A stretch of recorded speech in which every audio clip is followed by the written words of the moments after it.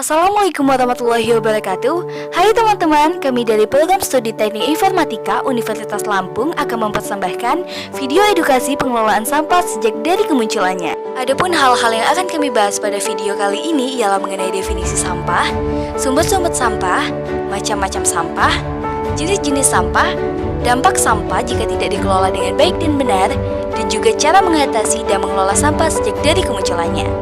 Menarik bukan? Yuk kita sama-sama simak video pembahasan berikut ini.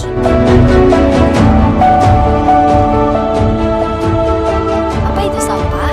Menurut Undang-Undang Nomor 18 Tahun 2008 tentang pengelolaan sampah, sampah adalah sisa-sisa kegiatan sehari-hari manusia ataupun proses alam yang berbentuk padat ataupun semi padat, berupa zat organik ataupun anorganik dan bersifat dapat terurai atau tidak dapat terurai, yang mana sampah ini sudah dianggap tidak berguna lagi dan dibuang ke tempat yang seharusnya.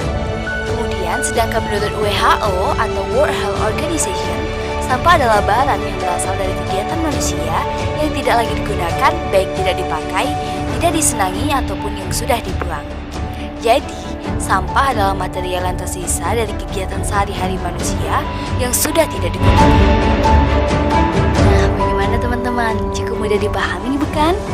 Selanjutnya ialah sumber sampah. Berdasarkan sumbernya, sampah terbagi menjadi 7 kategori. Antara lain yang pertama yaitu sampah alam. Sesuai dengan namanya, sampah alam ialah sampah yang berasal dari alam dan mengalami proses daur ulang secara alamiah. Contohnya seperti daun kering, ranting pohon, dan lain-lain. Kemudian yang kedua ialah sampah manusia. Sampah manusia ialah sisa-sisa pencernaan manusia seperti feses dan urin teman-teman. Kemudian yang ketiga yaitu sampah konsumsi, di mana sampah konsumsi ini merupakan sampah yang berasal dari pemanfaatan atau konsumsi yang dilakukan manusia, seperti bekas bungkus makanan dan bekas botol minuman dan lain sebagainya.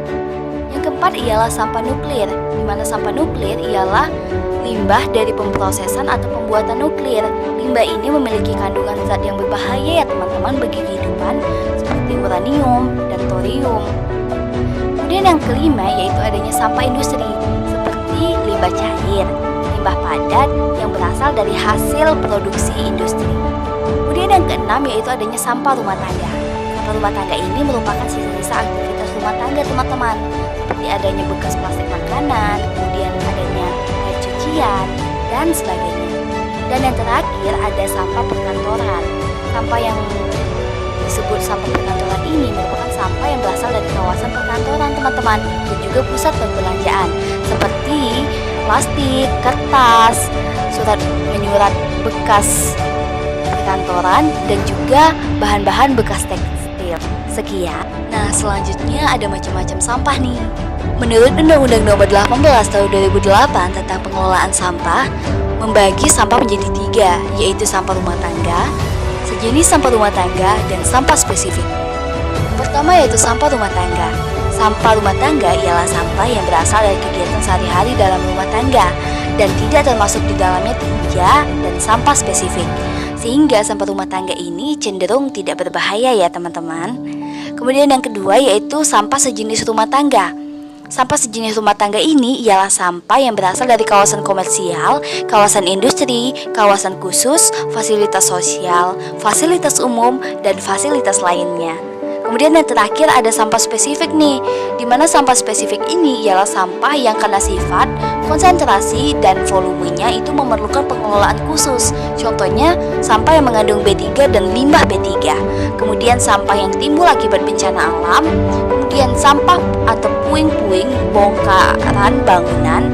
Dan yang terakhir yaitu adalah sampah yang secara teknologi belum dapat diolah atau sampah yang timbul secara tidak periodik. Bagaimana, cukup bisa dipahami kan teman-teman?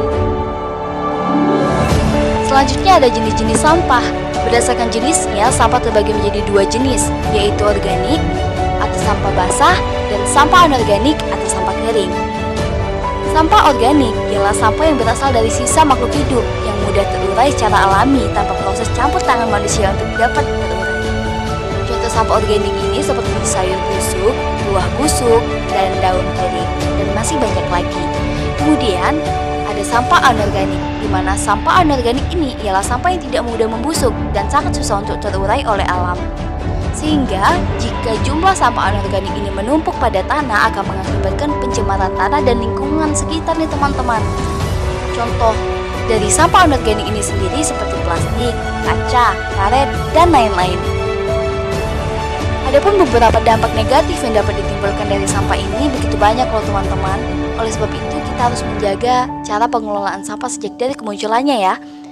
Berikut adalah dampak-dampak negatif yang dapat ditimbulkan dari sampah, yaitu menyebabkan kerusakan ekologis, kemudian menyebabkan penyakit bagi kesehatan kita, kemudian menyebabkan terjadinya bencana alam, salah satunya seperti banjir, kemudian menyebabkan bau tidak sedap atau bau busuk, dan yang terakhir itu menyebabkan terganggunya estetik suatu daerah. Maksudnya di sini ialah nilai keindahan dari suatu daerah. Jika daerah itu dipenuhi oleh tumpukan-tumpukan sampah, maka nilai estetik dari suatu daerah itu juga akan berkurang tentunya. Nah teman-teman, begitu banyak ya dampak yang ditimbulkan oleh pencemaran lingkungan oleh sampah ini. Salah satu pencemaran lingkungan yang sering kita dengar ialah sampah plastik. Sampah plastik ini menimbulkan dampak kerusakan yang luar biasa bagi keseimbangan ekosistem, baik itu ekosistem darat, ekosistem pesisir atau lautan, dan juga udara di sekitar kita. Selain mengotori lautan, sampah plastik dapat meracuni biota laut teman-teman, merusak terumbu karang, dan berbahaya bagi kehidupan manusia. Untuk wilayah ekosistem darat, sampah-sampah yang tidak terkelola dengan baik hanya akan berakhir menumpuk saja di tempat pembuangan sampah. Bahkan lebih buruknya, sampah-sampah ini dapat menumpuk di tempat-tempat yang tidak seharusnya. Tentu saja keindahan atau estetika suatu daerah akan terganggu oleh pemandangan sampah-sampah yang tidak terkelola tadi. Maka dari itu, mari kita benahi pengelolaan sampah sehingga estetik suatu daerah tetap terjaga. Selain itu, tumpukan-tumpukan sampah ini juga dapat menimbulkan bau yang tidak sedap terhadap lingkungan di sekitar kita. Bau yang tidak sedap ini dapat mengundang hewan-hewan pembawa virus dan juga bakteri yang akan mempengaruhi kesehatan kita teman-teman. Oleh sebab itu, sampah-sampah ini juga akan mempengaruhi dan berdampak terhadap kesehatan kita. Jadi, mari teman-teman kita menjaga lingkungan sekitar kita agar terbebas dari sampah. Pencemaran lingkungan oleh sampah ini bukan lagi menjadi masalah perorangan saja, tetapi merupakan tanggung jawab kita semua. Karena dampak yang ditimbulkan tidak hanya oleh lingkungan sekitar, tetapi juga berdampak kepada diri kita sendiri. Contohnya terhadap kesehatan kita. Tentunya kita tidak inginkan kesehatan kita terganggu hanya karena tumpukan-tumpukan sampah yang tidak kita kelola dengan baik. Oleh sebab itu, yuk teman-teman kita sama-sama jaga lingkungan sekitar kita agar tidak tercemar oleh sampah-sampah yang menumpuk.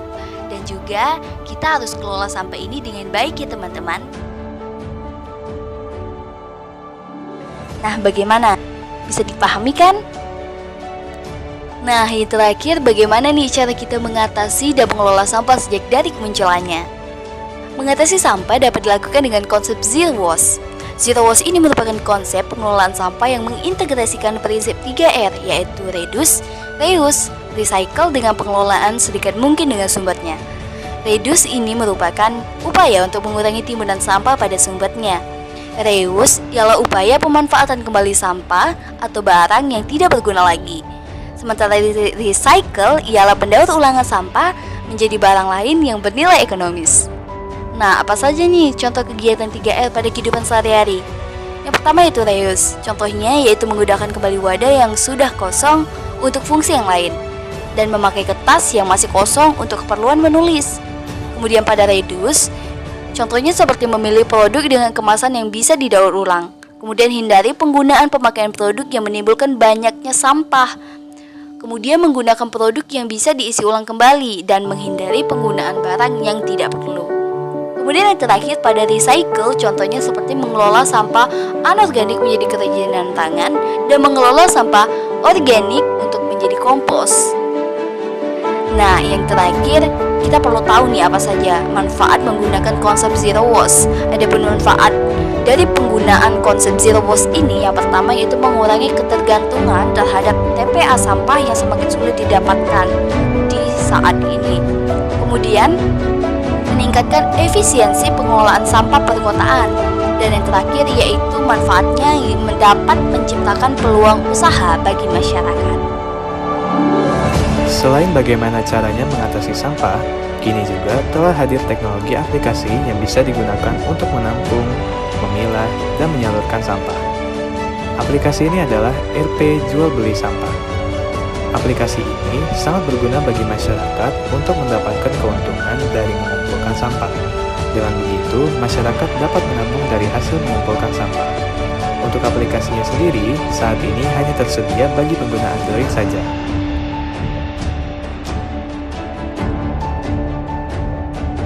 Nah, tidak terasa nih teman-teman, kita telah sampai di akhir video pembahasan kali ini.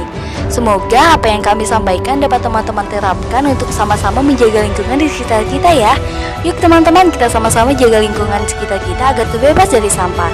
Dan manfaatkanlah sampah agar dapat kita kelola dengan baik. Sekian dari kelompok kami. Wassalamualaikum warahmatullahi wabarakatuh. Sampai jumpa.